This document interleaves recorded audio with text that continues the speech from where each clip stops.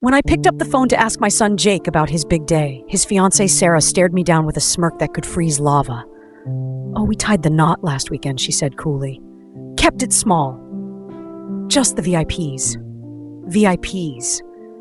Me, who'd been footing their $800 monthly rent for 4 years, who'd furnished their entire condo from IKEA runs, who'd stocked their pantry during lean times.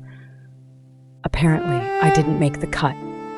I stood in my cozy Denver living room, phone like a brick in my hand, watching Jake dodge my eyes while Sarah lounged on the couch I'd gifted them last Christmas.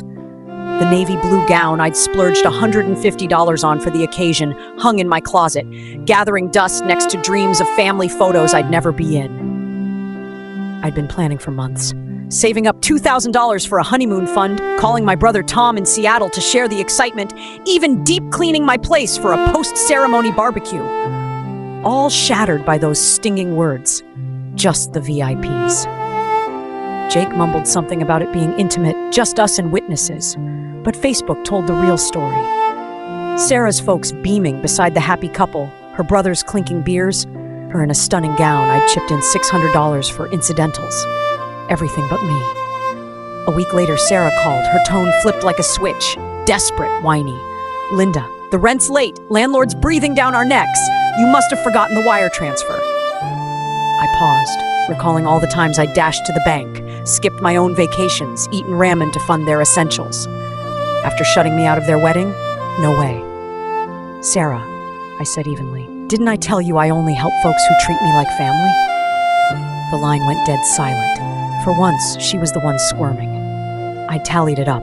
Over $40,000 in 4 years. Rent, groceries, car repairs, even their streaming subscriptions. Money from my late husband's life insurance, my pension as a retired teacher, all to be ghosted on my only son's wedding day. That night I wept. Not from hurt, but rage. Years of tiptoeing, buying affection, being the invisible ATM. No more. Next morning I stared in the mirror, seeing steel in my eyes. I brewed coffee without checking for Jake's texts, then crunched the numbers. $38,400 in rent alone, plus $8,000 in odds and ends. At the bank, I canceled the auto-pays. The teller, who'd seen my routine transfers, raised an eyebrow. "Everything okay, Mrs. Thompson?" "Better than ever," I replied. "I'm investing in me now." Calls flooded in. Jake, Sarah, ignored. I strolled the Rockies trails, rediscovering hikes I'd skipped for their crises. When they showed up with a shady lawyer claiming I needed help managing finances, I slammed the door. Hired my own attorney, changed locks, installed ring cams. They sued for guardianship, painting me as senile. But with friends' testimonies and a clean psych eval, the judge saw through it. This is greed, not concern. Now at 68, I'm road tripping the West Coast, painting sunsets, volunteering at animal shelters.